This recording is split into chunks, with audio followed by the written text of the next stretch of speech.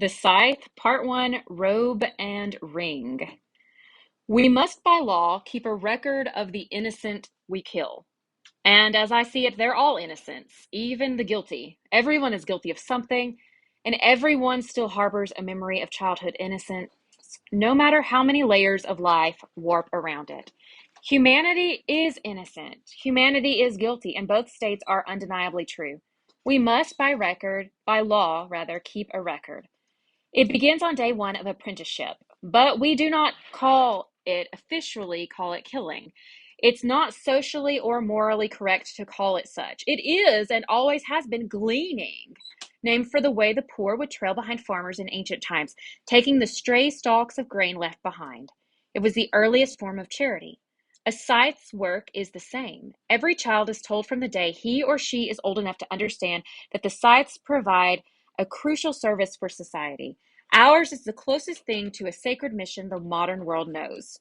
Perhaps that is why we must, by law, keep a record, a public journal testifying to those who will never die and those who are yet to be born as to why we human beings do the things we do. We are instructed to write down not just our deeds, but our feelings, because it must be known that we do have feelings, remorse, regret, sorrow too great to bear. Because if we didn't feel those things, what monsters would we be? From the Gleaning Journal of H.S. Curie. Chapter 1. No Dimming of the Sun. The Scythe arrived late on a cold November afternoon. Citra was at the dining room table, slaving over a particularly difficult algebra problem, shuffling variables, unable to solve for x or y, when this new and far more pernicious variable entered her life's equation.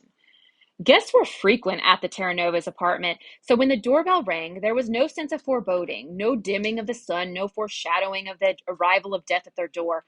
Perhaps the universe should have deemed it to provide such warnings, but scythes were no more supernatural than tax collectors in the grand scheme of things. They showed up, did their unpleasant business, and were gone. Her mother answered the door. Citra didn't see the visitor, as he was at first hidden from her view by the door when it opened.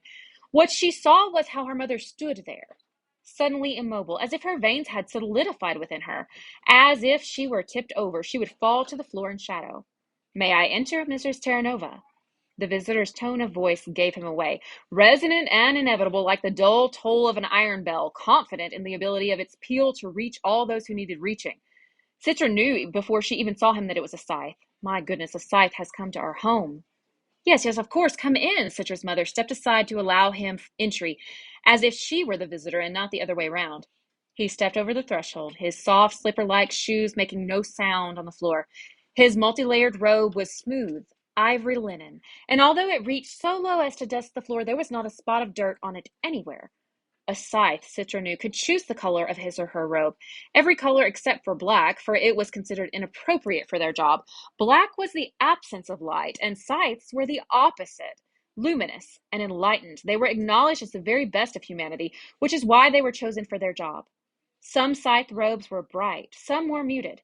They looked like the rich flowing robe of Renaissance angels, both heavy yet lighter than air. The unique style of the scythe's robes, regardless of the fabric and color, made them easy to spot in public, which made them easy to avoid if avoidance was what a person wanted, just as many were drawn to them. The color of the robe often said a lot about a scythe's personality. This scythe's ivory robe was pleasant, and far enough from true white not to assault the eye with its brightness, but none of this changed the fact of who and what he was. He pulled off his hood to reveal neatly cut gray hair, a mournful face, red-cheeked from the chilly day, and dark eyes that seemed to themselves almost to be weapons. Citra stood, not out of respect, but out of fear, shock. She tried not to hyperventilate. She tried not to let her knees buckle beneath her. They were betraying her by wobbling, so she forced fortitude to her legs, tightening her muscles. Whatever the scythe's purpose here, he would not see her crumble. "You may close the door," he said to Citra's mother, who did so, although Citra could see how difficult it was for her. A scythe in the foyer could still turn around if the door was open. The moment that door was closed, he was truly, truly inside one's home. He looked around, spotting Citra immediately. He offered a smile. "Hello, Citra," he said. The fact that he knew her name froze her just as solidly as his appearance had frozen her mother. "Don't be rude," her mother said too quickly. "Say hello to our guest." "Good day, Your Honor." "Hi," said her younger brother Ben, who had just come to his bedroom door, having heard the deep peal of the scythe's voice. Ben was barely able to squeak out the one-word greeting. He looked to Citra and to their mother, thinking the same thing they were all thinking. Who has he come for? Will it be me, or will I be left to suffer the loss? I smelled something inviting in the hallway, the Scythe said, breathing in the aroma. Now I see I was right in thinking it came from this apartment. Just baked ziti, Your Honor, nothing special. Until this moment, Citra had never known her mother to be so timid. That's good, said the Scythe, because I require nothing special. Then he sat on the sofa and waited patiently for dinner. Was it too much to believe that the man was here for a meal and nothing more? After all, Scythes had to eat somewhere. Customarily, restaurants never charged them for food, but that didn't mean a home-cooked meal was not more desirable. There were rumors of Scythes who required their victims to prepare them a meal before being gleaned. Is that what was happening here? Whatever his intentions, he kept them to himself, and they had no choice but to give him whatever he wanted. Will he spare a life here today if the food is to his taste, Citra wondered? No surprise that people bent over backwards to please Scythes in every possible way. Hope in the shadow of fear is the world's most powerful motivator. Citra's mother brought him something to drink at his request and now labored to make sure tonight's dinner was the finest she had ever served. Cooking was not her specialty. Usually she would return from work just in time to throw something quick together for them. Tonight their lives might just rest on her questionable culinary skills. And their father? Would he be home in time, or would a gleaning in his family take place in his absence? As terrified as Citra was, she did not want to leave the Scythe alone with his own thoughts, so she went into the living room with him. Ben, who was clearly as fascinated as he was fearful, sat with her. The man finally introduced himself as Honorable Scythe Faraday. I did a report on Faraday for school once, Benton said, his voice cracking only once. You picked a pretty cool scientist to name yourself after. Scythe Faraday smiled. I like to think I chose an appropriate patron historic. Like many scientists, Michael Faraday was underappreciated in his life, yet our world would not be what it is without him. I think I have you in my Scythe card collection, Ben went on. I have almost all the mid-American Scythes, but you were younger in the picture.